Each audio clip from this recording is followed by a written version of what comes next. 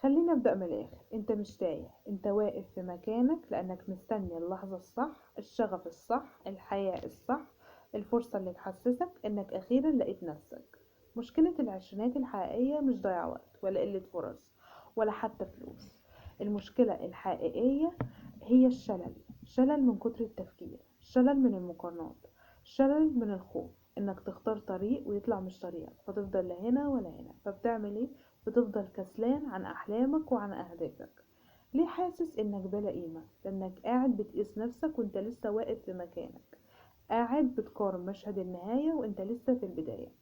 محدش فينا عرف هو مين من غير ما يغلط، من غير ما يتعب، من غير ما يفشل، من غير ما يمر بتجارب صعبة وظروف مؤلمة.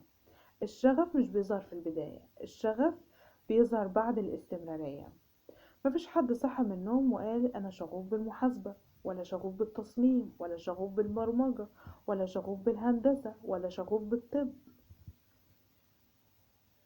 الشغف بيجي بعد ما تحس إنك بتتقدم، بعد ما تتعب، بعد ما تشوف النتيجة، بعد ما تقول أنا بعرف أعمل ده. ليه حاسس باليأس؟ اليأس مش لأنك شخص ضعيف، اليأس لأنك سايب نفسك من غير نظام. عقلك من غير حركة بيخلق قصص سوداء وحزينة وكمية فشل وتعب ومجهود ذهني. اكتر قصة بتتكرر في دماغك انا متأخر، ومع انك انت لسه في البداية.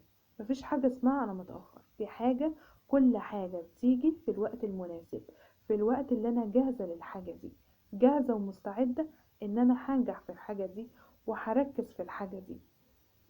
الحل، مش هقولك خطط ل5 سنين، ولا اكتشف رسالتك في الحياة، ولا اعمل خطة مثالية او طريقة صعبة.